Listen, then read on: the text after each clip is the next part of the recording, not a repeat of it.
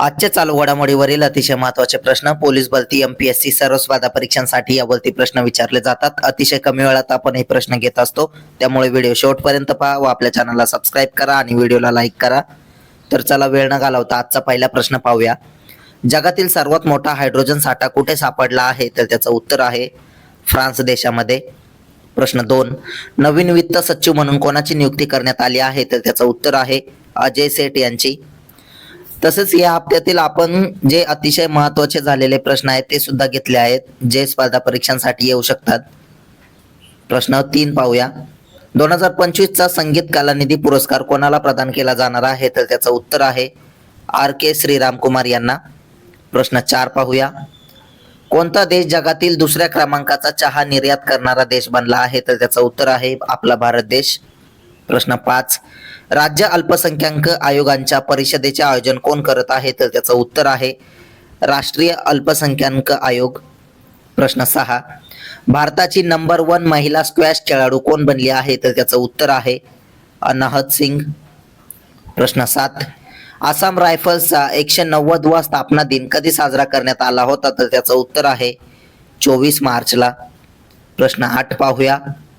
जगातील एकमेव quadruple para Archer कोण आहे? तर त्याचं उत्तर आहे पायल नाघे। प्रश्न 9, टाटा मोटर्स कंपनीने कोणाला ब्रँड अँबॅसेडर म्हणून घोषित केले आहे? तर त्याचं उत्तर आहे विकी कौशल यांना। प्रश्न 10 पाहूया। भारत युगांडा संयुक्त व्यापार समितीचे 3रे अधिवेशन कुठे पार पडले? तर त्याचं उत्तर आहे नवी दिल्ली येथे। प्रश्न 11, सारा जाफरानी यांची कोणत्या देशाच्या पंतप्रधानपदी नियुक्ती करण्यात आली आहे? तर त्याचं उत्तर आहे ट्युनिशिया देशाच्या। प्रश्न 12 पाहूया।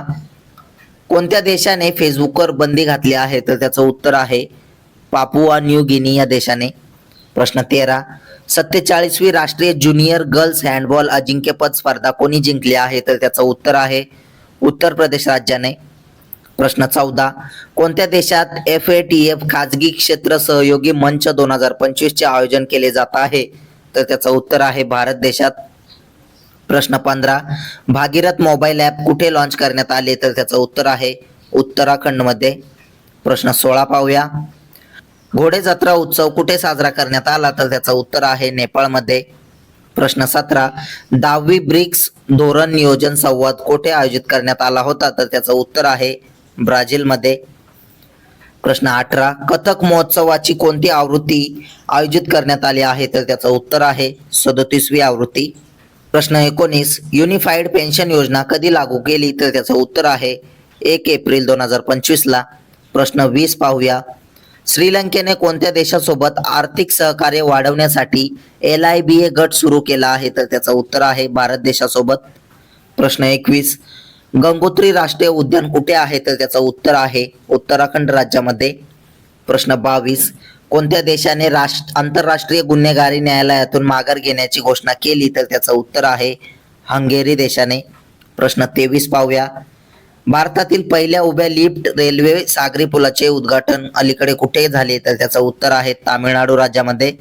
प्रश्न 24, कोणत्या राज्य केंद्रशासित प्रदेशाने महिलांसाठी मोफत बस सेवा सुरू केली आहे? तर त्याचं उत्तर आहे जम्मू आणि काश्मीर राज्याने। प्रश्न 25, भारतीय रेल्वेने भारतातील पहिली ऑनबोर्ड ATM सेवा कुठे सुरू केली? तर त्याचं उत्तर आहे महाराष्ट्र राज्यात। असेच रोजचे चालू घडामोडीवरील प्रश्न अतिशय कमी वेळेत पाहण्यासाठी आपल्या चॅनलला सबस्क्राईब करा आणि व्हिडिओला लाईक करा। धन्यवाद।